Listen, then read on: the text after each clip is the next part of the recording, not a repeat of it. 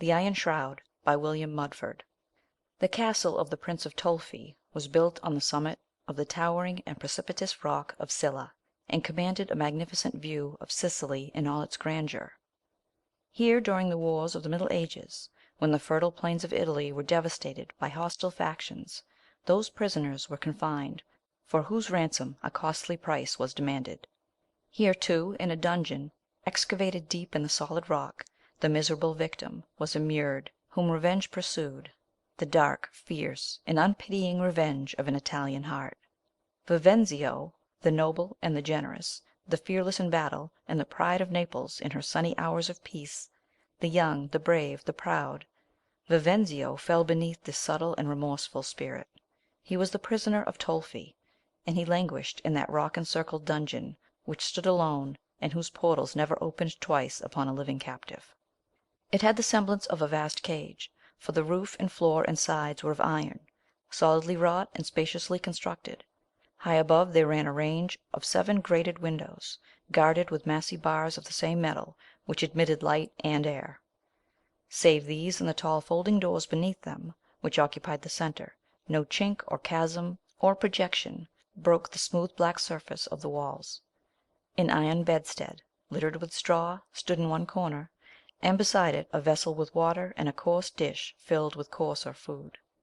Even the intrepid soul of Vivenzio shrunk with dismay as he entered this abode and heard the ponderous doors triple locked by the silent ruffians who conducted him to it.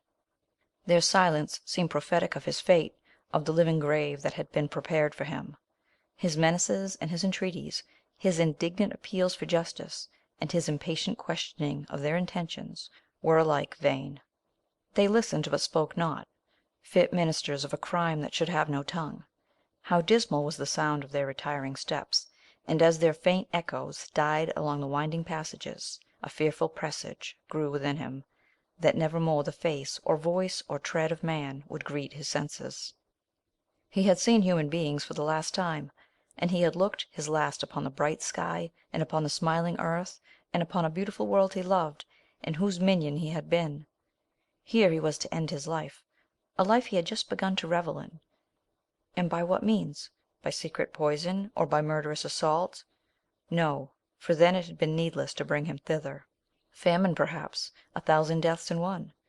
It was terrible to think of it, but it was yet more terrible to picture long, long years of captivity in a solitude so appalling, a loneliness so dreary, that thought, for want of fellowship, would lose itself in madness or stagnate into idiocy. He could not hope to escape unless he had the power, with his bare hands, of rending asunder the solid iron walls of his prison. He could not hope for liberty from the relentless mercies of his enemy. His instant death, under any form of refined cruelty, was not the object of Tolfi, for he might have inflicted it, and he had not. It was too evident, therefore, he was reserved for some premeditated scheme of subtle vengeance. And what vengeance could transcend in fiendish malice either the slow death of famine, or the still slower one of solitary incarceration, till the last lingering spark of life expired, or till reason fled and nothing should remain to perish but the brute functions of the body. It was evening when Vivenzio entered his dungeon, and the approaching shades of night wrapped it in total darkness. As he paced up and down, revolving in his mind these horrible forebodings, no tolling bell from the castle, or from any neighbouring church or convent, struck upon his ear to tell him how the hours passed. Frequently he would stop and listen for some sound that might betoken the vicinity of man, but the solitude of the desert, the silence of the tomb, are not so still and deep as the oppressive desolation by which he was encompassed. His heart sunk within him, and he threw himself dejectedly upon his couch of straw. Here sleep gradually obliterated the consciousness of misery, and bland dreams wafted his delighted spirit to scenes which were once glowing realities for him, in whose ravishing illusions he soon lost the remembrance that he was Tolfi's prisoner. When he awoke it was daylight, but how long he had slept he knew not.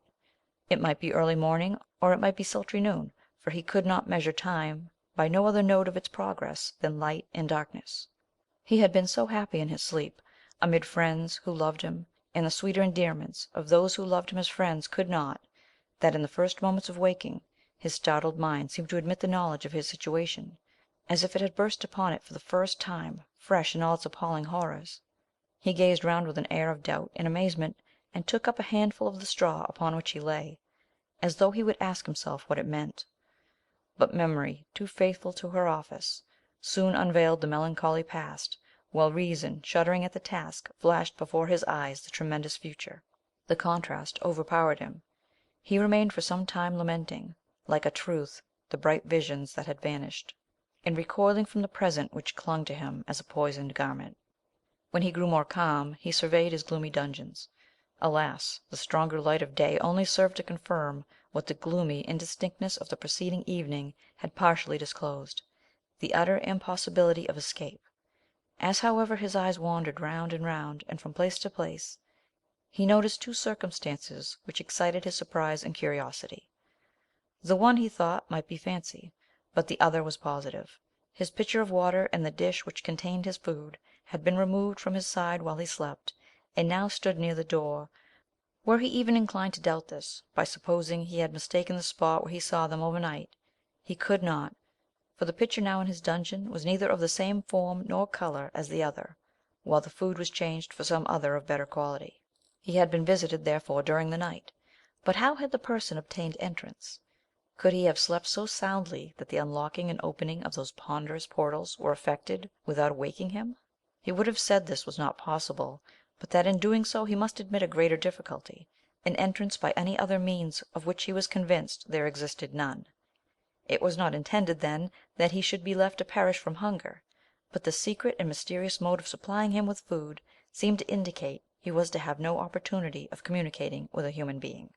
The other circumstance which had attracted his notice was the disappearance, as he believed, of one of the 7 grated windows that ran along the top of his prison. He felt confident that he had observed and counted them, for he was rather surprised at their number, and there was something peculiar in their form, as well as in the manner of their arrangement at unequal distances. It was so much easier, however, to suppose he was mistaken, than that a portion of the solid iron which formed the walls could have escaped from its position, that he soon dismissed the thought from his mind. Vivenzio partook of the food that was before him without apprehension. It might be poisoned, but if it were, he knew he could not escape death, should such be the design of Tolfi, and the quickest death would be the speediest release. The day passed wearily and gloomily, though not without a faint hope that by keeping watch at night he might observe when the person came again to bring him food, which he supposed he would do in the same way as before. The mere thought of being approached by a living creature, and the opportunity it might present of learning the doom prepared or preparing for him, imparted some comfort. Besides, if he came alone, might he not in a furious onset overpower him? Or he might be accessible to pity, or the influence of some munificent rewards as he could bestow, if once more at liberty and master of himself.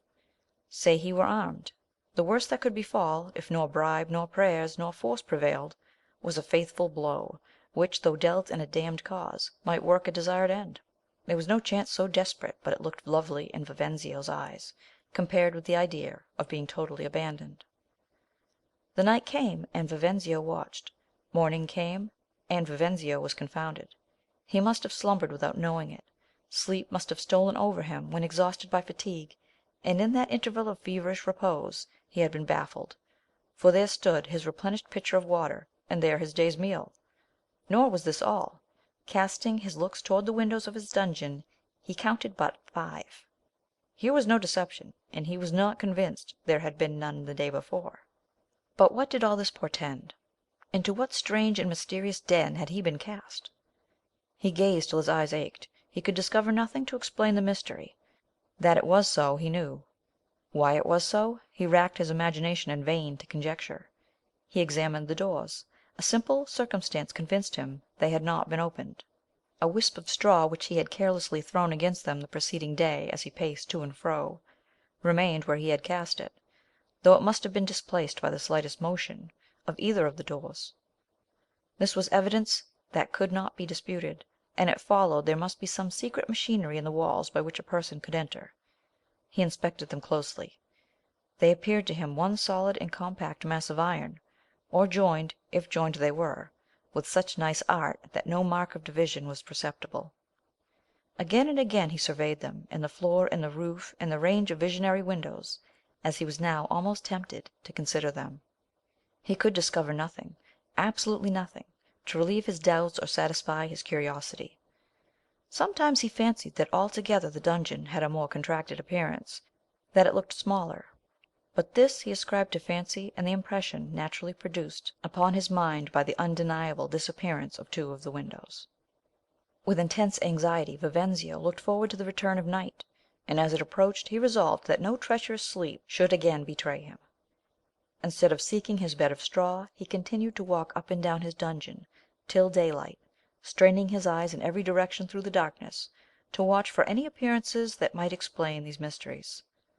While thus engaged, and as nearly as he could judge, by the time that afterwards elapsed before the morning came in, about 2 o'clock, there was a slight tremulous motion of the floors. He stooped. The motion lasted nearly a minute, but it was so extremely gentle that he almost doubted whether it was real or only imaginary. He listened. Not a sound could be heard. Presently, however, he felt a rush of cold air blow upon him, and dashing towards the quarter whence it seemed to proceed, he stumbled over something which he judged to be the water ewer. The rush of cold air was no longer perceptible, and as Vivenzio stretched out his hands he found himself close to the walls. He remained motionless for a considerable time, but nothing occurred during the remainder of the night to excite his attention, though he continued to watch with unabated vigilance. The first approaches of the morning were visible through the grated windows, breaking with faint divisions of light the darkness that still pervaded every other part, long before Vivenzio was enabled to distinguish any object in his dungeon. Instinctively and fearfully he turned his eyes, hot and inflamed with watching, towards them. There were four. He could see only four, but it might be that some intervening object prevented the fifth from becoming perceptible, and he waited impatiently to ascertain if it were so. As the light strengthened, however, and penetrated every corner of the cell, other objects of amazement struck his sight. On the ground lay the broken fragments of the pitcher he had used the day before, and at a small distance from them, nearer to the wall, stood the one he had noticed the first night. It was filled with water, and beside it was his food. He was now certain that by some mechanical contrivance an opening was obtained through the iron wall, and that through this opening the current of air had found entrance. But how noiseless! For had a feather almost waved at that time, he must have heard it. Again he examined that part of the wall, but both to sight and touch it appeared one even and uniform surface, while to repeated and violent blows there was no reverberating sound indicative of hollowness. This perplexing mystery had for a time withdrawn his thoughts from the windows, but now, directing his eyes again towards them, he saw that the fifth had disappeared in the same manner as the preceding two, without the least distinguishable alteration of external appearances. The remaining four looked as the seven had originally looked, that is, occupying, at irregular distances, the top of the wall on that side of the dungeon. The tall folding door, too, still seemed to stand beneath in the centre of these four, as it had at first stood in the centre of the seven. But he could no longer doubt what on the preceding day he fancied might be the effect of visual deception. The dungeon was smaller. The roof had lowered, and the opposite ends had contracted the intermediate distance by a space equal, he thought, to that over which the three windows had extended. He was bewildered in vain imaginings to account for these things. Some frightful purpose, some devilish torture of mind or body, some unheard of device for producing exquisite misery, lurked, he was sure, in what had taken place. Oppressed with this belief, and distracted more by the dreadful uncertainty of whatever fate impended than he could be dismayed, he thought, by the knowledge of the worst, he sat ruminating hour after hour, yielding his fears in succession to every haggard fancy. At last a horrible suspicion flashed suddenly across his mind, and he started up with a frantic air. "Yes!" he exclaimed, looking wildly round his dungeon, and shuddering as he spoke it, "yes, it must be so! I see it! I feel the maddening truth like scorching flames upon my brain. Eternal God support me! It must be so! Yes, yes, that is to be my fate! Yon roof will descend, these walls will hem me round, and slowly, slowly crush me in their iron arms. Lord God, look down upon me, and in mercy strike me with instant death! O fiend! O devil! Is this your revenge?" He dashed upon the ground in agony. Tears burst from him, and the sweat stood in large drops upon his face. He sobbed aloud. He tore his hair. He rolled about like one suffering intolerable anguish of body, and would have bitten the iron floor beneath him. He breathed fearful curses upon Tolfi, and the next moment passionate prayers to heaven for immediate death. Then the violence of his grief became exhausted, and he lay still, weeping as a child would weep. The twilight of departing day shed its gloom around him ere he arose from that posture of utter and hopeless sorrow. He had taken no food. Not one drop of water had cooled the fever of his parched lips. Sleep had not visited his eyes for 36 hours. He was faint with hunger, weary with watching, and with the excess of his emotions he tasted of his food. He drank with avidity of the water, and reeling like a drunken man to his straw, cast himself upon it, to brood again over the appalling image that had fastened itself upon his almost frenzied thoughts. He slept, but his slumbers were not tranquil. He resisted, as long as he could, their approach, and when at last enfeebled nature yielded to their influence, he found no oblivion from his cares. Terrible dreams haunted him, ghastly visions harrowed up his imagination. He shouted and screamed, as if he already felt the dungeon's ponderous roof descending on him. He breathed hard and thick, as though writhing between its iron walls. Then would he spring up, stare wildly about him, stretch forth his hands to be sure he yet had space enough to live, and muttering some incoherent words, sink down again to pass through the same fierce vicissitudes of delirious sleep. The morning of the fourth day dawned upon Vivenzio, but it was high noon before his mind shook off its stupor, or he awoke to a full consciousness of his situation. And what a fixed energy of despair sat upon his pale features, as he cast his eyes upwards and gazed upon the three windows that now alone remained. The three! There were no more, and they seemed to number his own allotted days. Slowly and calmly he next surveyed the top and sides, and comprehended all the meaning of the diminished height of the former, as well as of the gradual approximation of the latter. The contracted dimensions of his mysterious prison were now too gross and palpable to be the juggle of his heated imagination. Still lost in wonder at the means, Vivenzio could put no cheat upon his reason as to the end.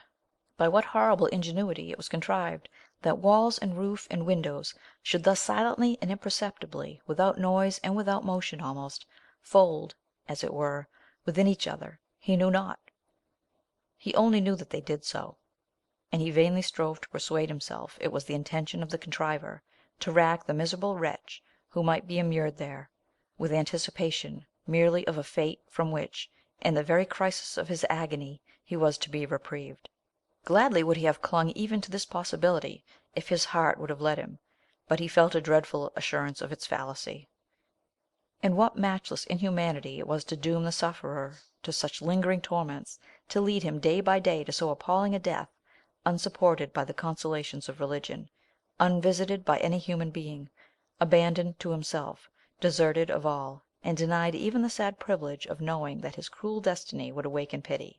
Alone he was to perish, alone he was to wait a slow coming torture, whose most exquisite pangs would be inflicted by that very solitude and that tardy coming. "It is not death I fear," he exclaimed, "but the death I must prepare for. Methinks too I could meet even that, all horrible and revolting as it is, if it might overtake me now.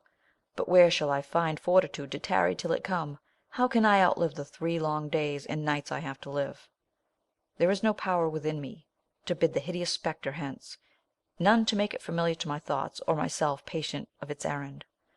My thoughts rather will flee from me, and I grow mad in looking at it. Oh, for a deep sleep to fall upon me, that so in death's likeness I might embrace death itself, and drink no more of the cup that is presented to me than my fainting spirit has already tasted." In the midst of these lamentations, Vivenzio noticed that his accustomed meal, with the pitcher of water, had been conveyed as before into his dungeon. But this circumstance no longer excited his surprise. His mind was overwhelmed with others of a far greater magnitude. It suggested, however, a feeble hope of deliverance, and there is no hope so feeble as not to yield some support to a heart bending under despair. He resolved to watch during the ensuing night for the signs he had before observed, and should he again feel the gentle tremulous motion of the floor, or the current of air, to seize that moment for giving audible expression to his misery.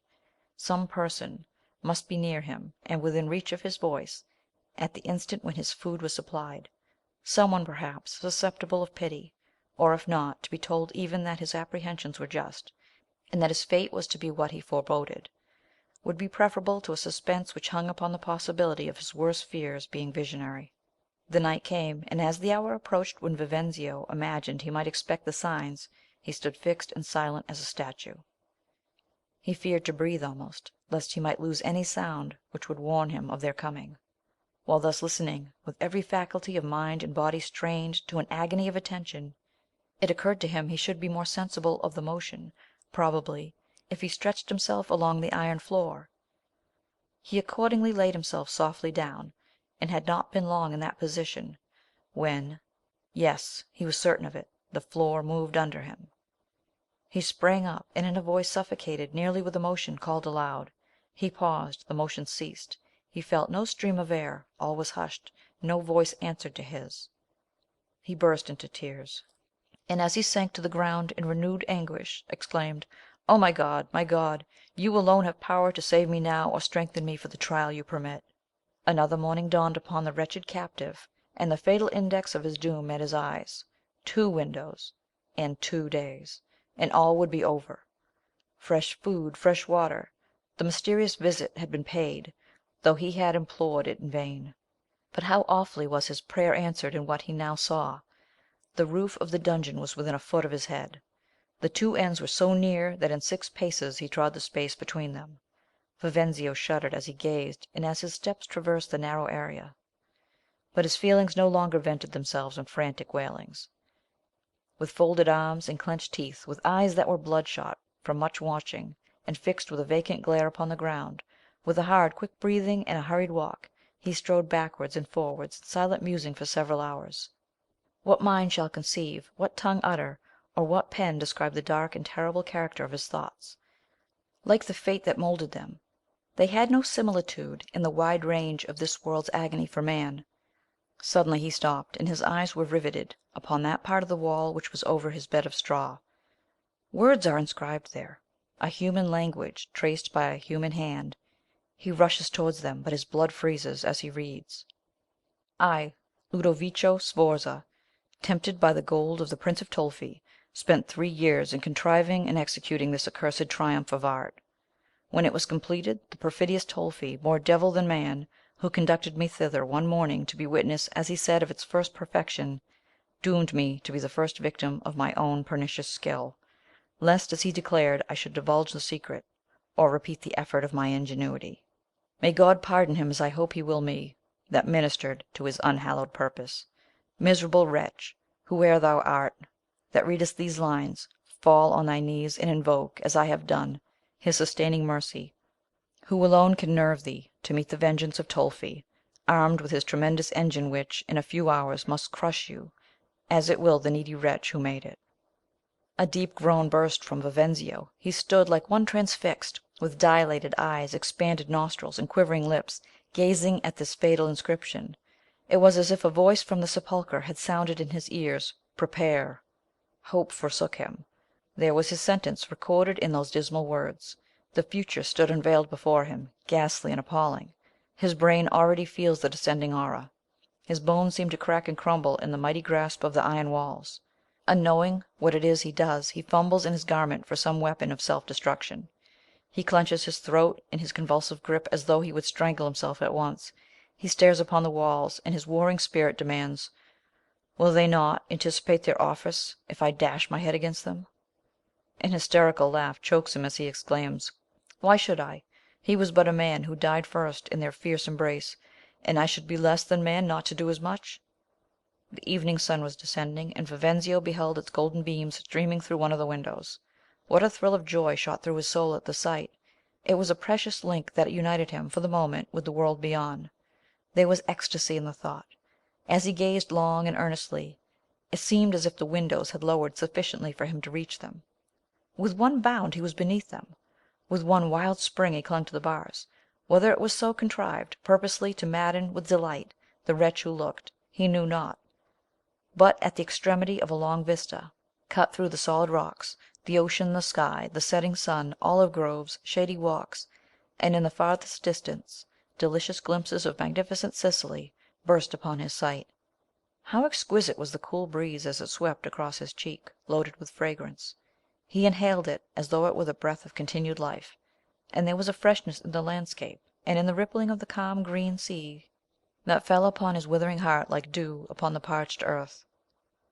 How he gazed and panted, and still clung to his hold, sometimes hanging by one hand, sometimes by the other, and then grasping the bars with both, as loath to quit the smiling paradise outstretched before him, till exhausted, and his hands swollen and benumbed, he dropped helpless down, and lay stunned for a considerable time by the fall. When he recovered, the glorious vision had vanished. He was in darkness. He doubted whether it was not a dream that had passed before his sleeping fancy. But gradually his scattered thoughts returned, and with them came remembrance. Yes, he had looked once again upon the gorgeous splendor of nature. Once again his eyes had trembled beneath their veiled lids at the sun's radiance, and sought repose in the soft verdure of the olive tree, or the gentle swell of undulating waves. Oh, that he were a mariner, exposed upon those waves to the worst fury of storm and tempest, or a very wretch, loathsome with disease, plague stricken, and his body one leprous contagion from crown to sole, hunted forth to gasp out the remnant of infectious life beneath those verdant trees, so he might shun the destiny upon whose edge he tottered. Vain thoughts like these would steal over his mind from time to time in spite of himself, but they scarcely moved it from that stupor into which it had sunk, and which kept him, during the whole night, like one who had been drugged with opium.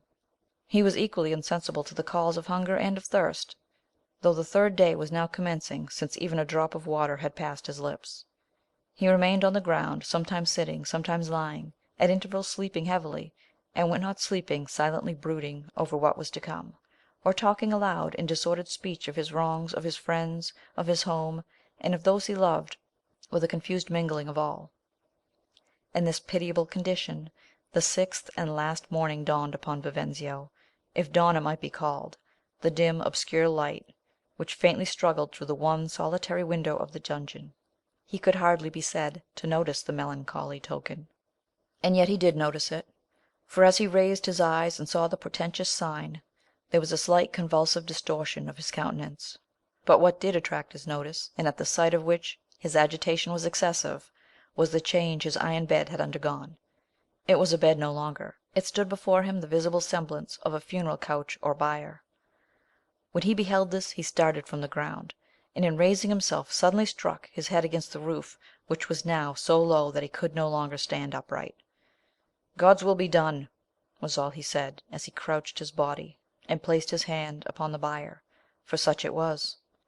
The iron bedstead had been so contrived by the mechanical art of Ludovico Sforza, that as the advancing walls came in to contract with its head and feet, a pressure was produced upon the concealed springs, which, when they made to play, set in motion a very simple though ingeniously contrived machinery that effected the transformation. The object was, of course, to heighten in the closing scene of this horrible drama all the feelings of despair and anguish which the preceding ones had aroused. For the same reason the last window was so made as to admit only a shadowy kind of gloom rather than light, that the wretched captive might be surrounded, as it were, with every seeming preparation for approaching death. Vivenzio seated himself on his bier. Then he knelt and prayed fervently, and sometimes tears would gush from him. The air seemed thick, and he breathed with difficulty, or it might be that he fancied it was so, from the hot and narrow limits of his dungeon, which were now so diminished that he could neither stand up nor lie down at his full length. But his wasted spirits and oppressed mind no longer struggled within him. He was past hope, and fear shook him no more. Happy if thus revenge had struck its final blow, for he would have fallen beneath it almost unconscious of a pang. But such a lethargy of the soul, after such an excitement of its fiercest passions, had entered into the diabolical calculation of Tolfi, and the fell artificer of his designs had imagined a counteracting device. The tolling of an enormous bell struck upon the ears of Vivenzio. He started. It beat but once. The sound was so close and stunning that it seemed to shatter his very brain, while it echoed through the rocky passages like reverberating peals of thunder. This was followed by a sudden crash of the roof and walls, as if they were about to fall upon him and close around him at once.